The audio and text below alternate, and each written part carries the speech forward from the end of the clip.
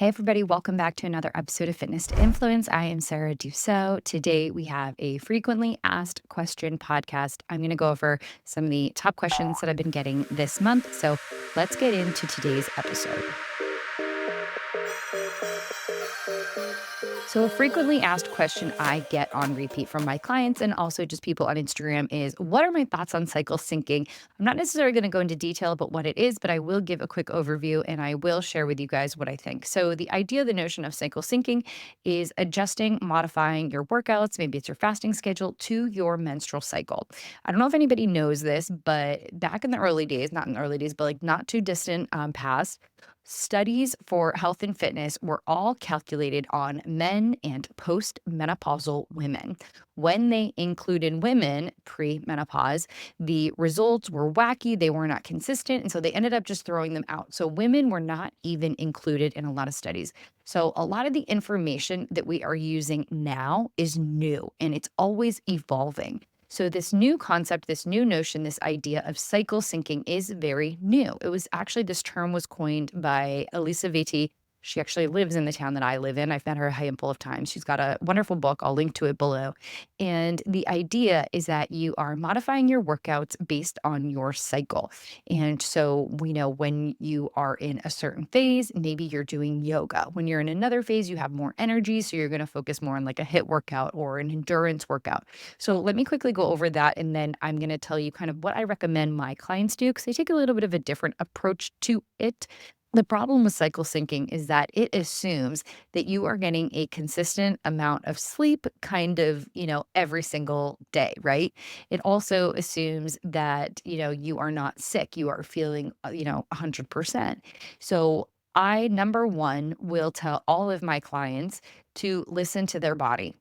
If you have energy, if you're feeling good, feel free to challenge yourself. The idea behind cycle syncing is that you're doing this with your hormones. So it was kind of adopted for people who were trying to conceive. So if you are someone trying to conceive, you may want to look a little bit deeper into the idea, the notion of cycle syncing. If you are not looking to conceive, if you're someone like me, you've already, you're past your baby making phase, listen to your body. If you are tired, you do not need to go for a PR.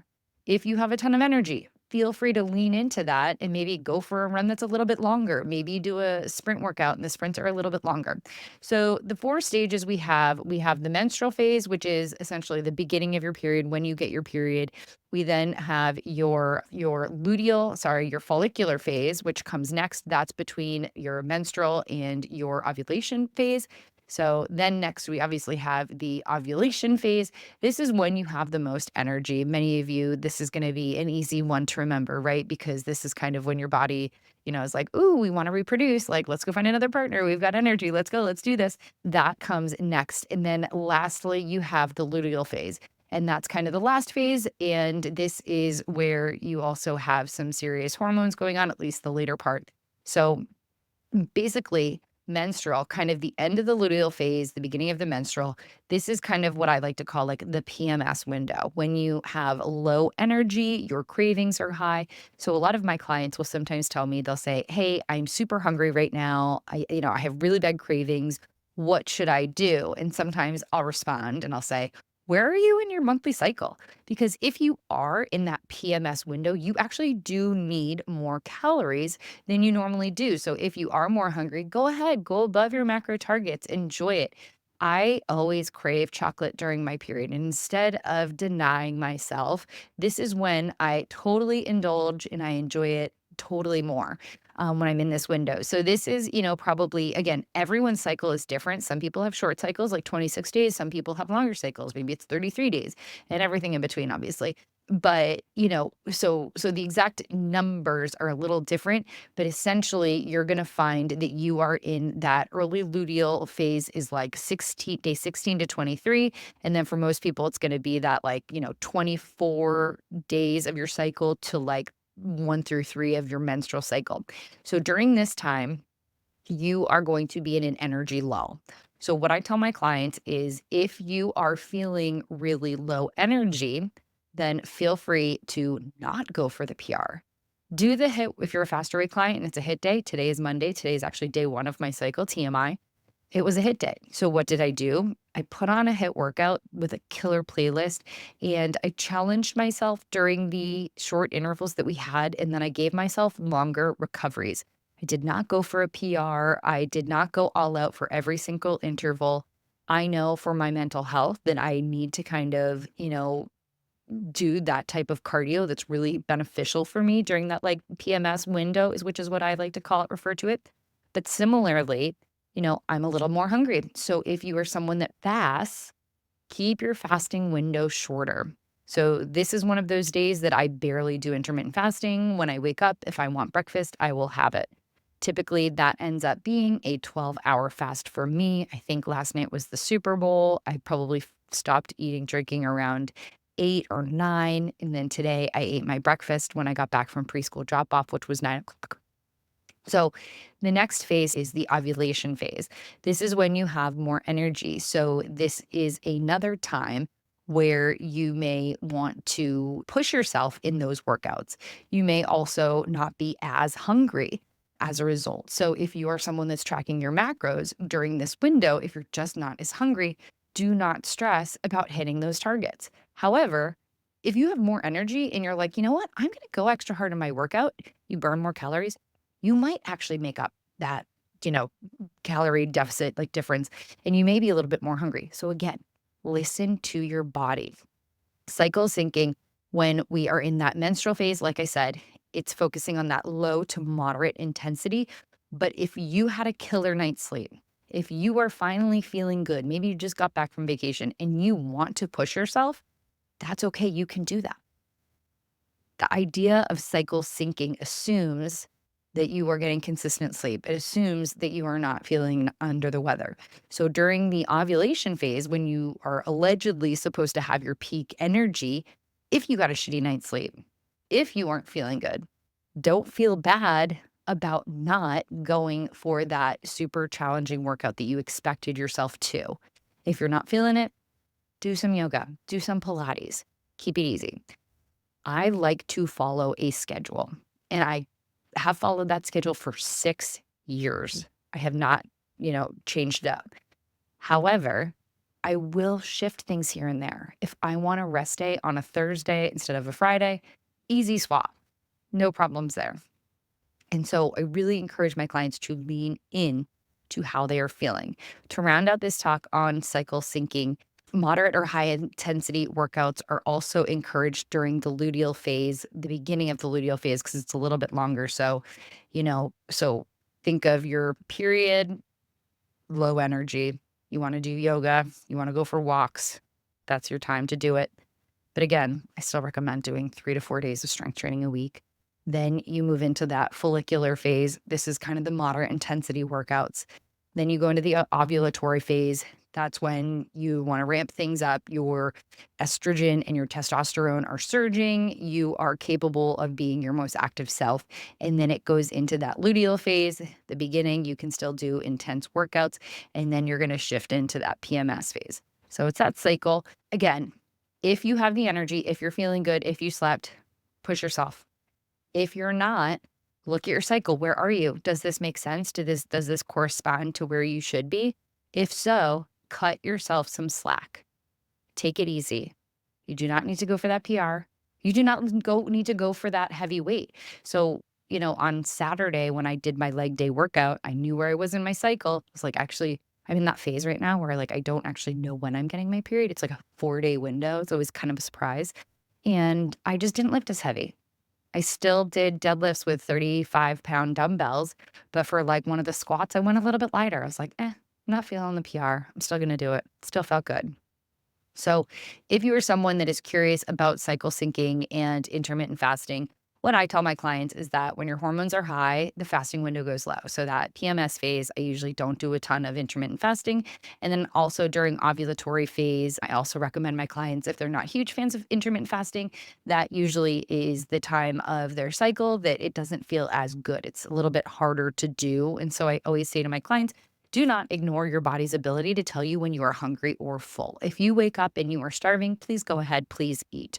Do not, however, feel like you need to eat breakfast just to eat breakfast because it starts your metabolism. It's the most important meal of the day. I do eat breakfast every single day. I follow a 12 to 14-hour intermittent fasting schedule. But if I wake up and I am hungry at 8 o'clock, you bet I will eat at 8 o'clock. Other times I'll usually wait till 9 or 10. That's what works for my body. Do what works for you. All right, let's move on to the second question. Let's talk about vacation. This is a question that I get a lot from my clients who are going on vacation. They'll say, what do you recommend? So here's what we do on vacation, at least in my household. Number one, it depends where we're going. If we're going skiing, I'm not going to hit the gym most likely. If we are going on a beach vacation and we're going to be sitting on the beach all day, I will try to get in a workout on the days that I traditionally work out. I mentioned I have a workout schedule. So, one of our favorite places to go is Baja Mar in the Bahamas. They have an amazing gym. What I do at this specific particular resort is I will wake up. We're all in one hotel room. So, everybody kind of wakes up together, but we wake up pretty early. The kids will kind of lay in bed and watch TV and just have kind of a slow start to the day. We're on vacation. We're not in a rush to get up. I, however, will get up. I will go down. I'll put, a magazine on a chair or two at 7 a.m. and then I will go work out. Then go get my coffee. I'll get the kids some food from Starbucks. I'll go up to the room. Everybody's pretty much ready to go down to the beach. I do this on the same amount of days that I would usually work out during the normal. So next week we are leaving on a Monday, and so I won't work out on Monday. But I will probably try to work out at least 2 other days.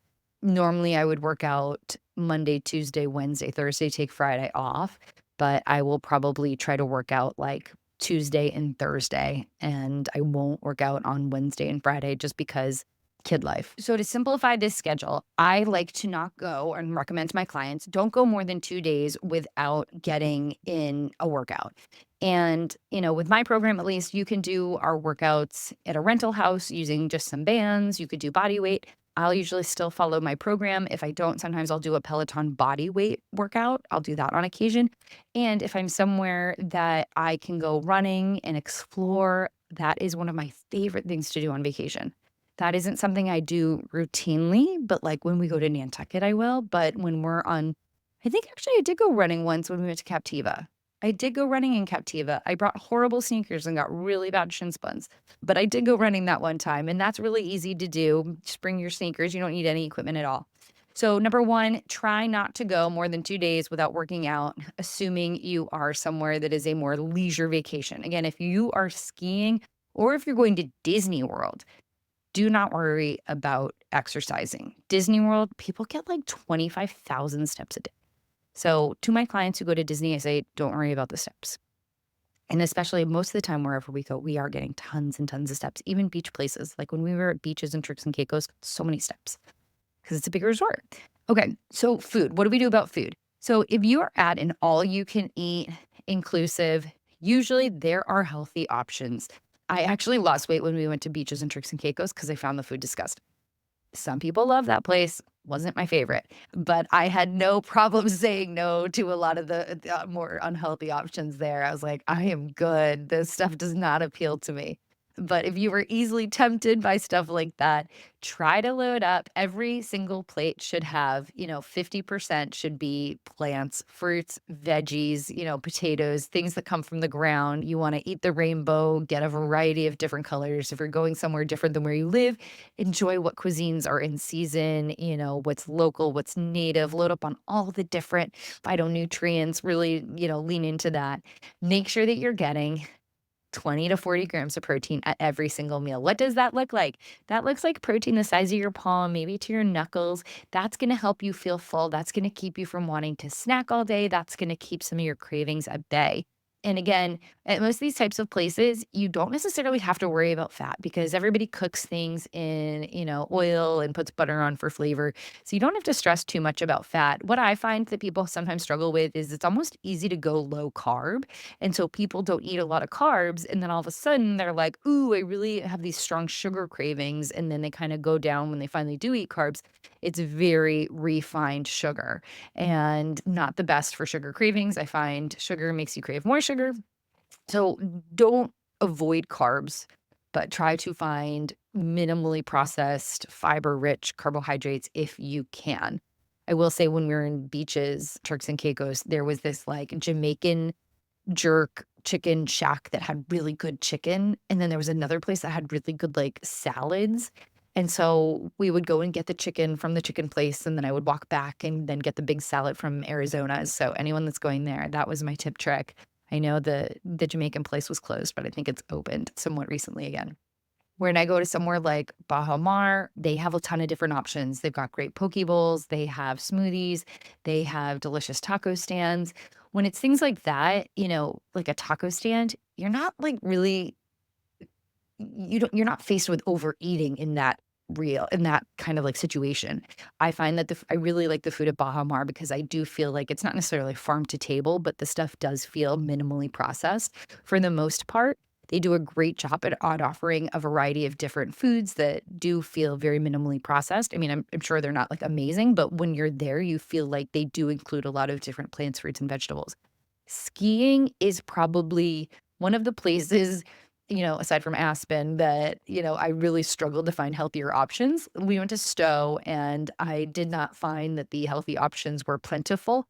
You can though, however, but again, you're burning so many calories skiing and walking around in those boots that I would just listen to yourself, kind of follow the whole idea that like 50% of your plate should be fruits, veggies, fiber rich foods.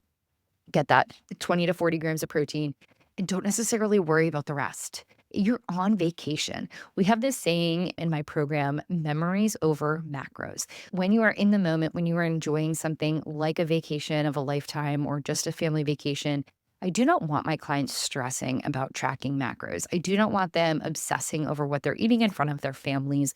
If you do track and you're a faster way client, we have this amazing ability to take a photo with your phone and it identifies everything in that photo and gives you a suggested macro count. And that is going to be super helpful. I haven't used it on vacation. I'm kind of curious to use it this time just to kind of like have an idea as market research. But do not stress about what you are eating as long as you're focusing on eating things that are good, I shouldn't say good, are rich in nutrients and you're listening to your body and you're getting in those steps. There is this anecdote that clients who have been super religious about tracking their macros, getting in their workouts, and then they go on vacation. They don't care about what they eat. They maybe don't even work out as much. They come back and they lose weight. And this is because of the stress reduction. If you're a client of mine, you know I preach sleep and rest and recovery. But for a lot of clients, it's really hard to do, especially when you're in that day to day mentality. If you are a busy mom and you have a stressful job, I have clients who are like stressed out about going on vacation, reversing the progress that they've made. Then they go away. They don't even pay attention to what they eat. They don't work out. They're like, Sarah, I'm just going to enjoy it. And they lose weight. And that is a true testament to the effects of stress reduction when going on a vacation. So that should be a plug for just going away and just being very low key and chill. Don't overschedule yourself. Bottom line, do not be stressed out about going on vacation. I want you to enjoy yourself. I want you to enjoy the experience. I want you to enjoy the company. Put your phone down. Enjoy the actual moments and memories. For me, I love to work out on vacation. Exercise is something that I get to do. It's not something I have to do. I love doing it. My favorite me time is when I'm exercising. So when I go on vacation, it's something that I look forward to doing. It's not something that I dread that I have to do. I have my little program. I know exactly what workout I'm doing and I love it. And so I make it a priority to do. If you are someone that hates exercise and that is not what you want to do on vacation, don't do it. Chill out, enjoy, relax. When you come back, you can get back into the swing of things. So do what works for you. If you are hungry, eat. If you are not hungry, do not feel like you need to eat to eat. And lastly, BYO snacks. Love dried edamame. I always bring protein bars. I hate breakfast buffets. Probably my least favorite meal to eat out on vacation is breakfast. So very rarely do I eat breakfast on vacation. Almost always I practice a solid like intermittent fasting, like longer protocol on vacation just because I am cheap. and I don't want to pay $25 for a breakfast buffet where I'm just going to want some eggs and fruit. It is my least favorite meal to eat out. I love the Starbucks at Baja Mar because then I'll just get like egg bites or oatmeal, something very simple. But yeah, breakfast is my least favorite. All right, let's talk about the next question. Now, I've talked about this a lot, and I still get the same questions, so I'm gonna share it. People wanna know why I love creatine so much. So, I like creatine for the muscle building benefits for strength and endurance, but really what I like about creatine is the brain health benefits. There have been a number of studies that support the benefits that creatine has on brain health, from memory to mood. Now, I take 5 grams every single day, usually during or after my workout. And I dramatically notice on the days that I take it versus the days that I do not, I do feel like I have not a ton, but a smidge. I notice a little bit that I have a little bit of a boost in my mood, a little bit of a better, concentration, if you will, than when I do not. There have been studies that support this. I'm gonna read this because I someone once commented on a reel being like, "Great job reading," but I'm sorry, I'm not gonna memorize this. One review in 2021 on brain health in women found that women with a major depressive disorder who augmented their daily antidepressant with 5 grams of creatine responded twice as fast and experienced remission of depression at twice the rate of women who took only their antidepressant. This is just one. Other people may experience relief of brain fog. It offers really promising strategy for supporting brain health. Now, the other ways is it helps with bone density, it enhances recovery and reduces fatigue, in addition to boosting muscle strength and endurance. So, these are some of the reasons why I love creatine. There are new studies regularly. Nutrition is a science. There may be a study tomorrow that says creatine is horrible for you. I recommended a certain brand of gummies to one of my friends. She wanted creatine gummies. She said it gave her tummy trouble, so she stopped taking them. So every body is different. You need to listen to yourself. You need to find a brand that feels good. My favorite brands are the Faster Way, as well as Mind Body Green, as well as Thorn. I will have links in the show notes. But if you are not taking creatine yet, you're like, why are you taking this? Your goal as a midlife woman should be to bank your muscle right now with whatever strength you're doing, with whatever workouts you're doing. It should be to bank your muscle. We naturally lose muscle as we get older. When we lose muscle, our metabolism slows down and then we become more susceptible to injury, falling, and then reducing our quality of life. It gets really hard to put on muscle as we get older. So everyone's goal right now as an active, midlife woman should be to build and bank and maintain your muscle as best as you can to maintain that speedy metabolism. And so creatine is going to help you do that. Okay. And so, it is not the end all be all supplement, but currently right now, it is something that I'm taking. It is something that I'm liking and it's helping do this. But then I love the brain benefits. As someone who has struggled with anxiety and, a little bit of issues with PMS, I get like extreme PMS these days. Ever since after I weaned Elle from nursing, I get such bad PMS with like anxiety, not depression, but just like I definitely have a lower mood during that window. And so by taking creatine, I have helped alleviate some of those symptoms. Is it the placebo effect? I don't know, but I'm just sharing with you guys what works for me. As always, you guys need to make an informed decision on your own if you do that. Last question. And this one literally was just written in my Facebook group. What is my go to jump back into things routine post holiday or maybe a gluttonous weekend? How do you feel like you're back into the swing of things or right choices? So I love this question because truly, since I joined the faster way, I haven't felt like I needed to like get back on because I know that there are no mistakes. Sometimes when you take a break, that's what your body needed. That's part of your story. I have never had a client who has started at, weight X and it's just been a straight line to success. And then she's just like stayed there. I've never had that happen with a client. And most people They see great results and then they kind of plateau. Maybe they go a little bit up, then they go down. The point is, the key to success is consistency. It's not all or nothing. No one is going to be perfect. But when you do have these gluttonous weekends, the people that get back on, the people who are more consistent, those are the people that are the most successful. Those are the people that keep the weight off that they've worked really hard to lose. So getting back on any bandwagon is more a mentality of just being consistent and not going those 2 days without exercising. A body in motion stays in motion, so just, do something, move your body in some way that you can. I like to eat low carb for after a weekend, a little bit of a gluttonous weekend. It helps me feel a little bit, like, more reset. In the faster way, we naturally have Monday and Tuesday are lower carb days. It's called carb cycling. If you're not familiar with it, if you want to experience it, see it, we have a trial week coming up. You can check out or click the links below for more information. However, when it comes to kind of getting back into the swing of things, set your workout clothes the night before. Pick out what workout you are going to do. If you're a client of mine, you know your Monday workout. If you're not a client of mine, figure out what workout you're going to do on Monday. Sign up for something, whatever it is. It doesn't have to be a kill yourself cardio, although I do typically do cardio on Mondays and Tuesdays, like more of like a cardio hit. But it's important to get back into that routine. So, the quickest way, what I do is set out your clothes, that's the workout that you're doing. Just do it. Don't even think about it. That's what you're doing. All right. So you've got the workout. Practice intermittent fasting. I keep saying I only do 12 or 14 hours. Maybe you go 14 or 16 that Monday after a gluttonous weekend.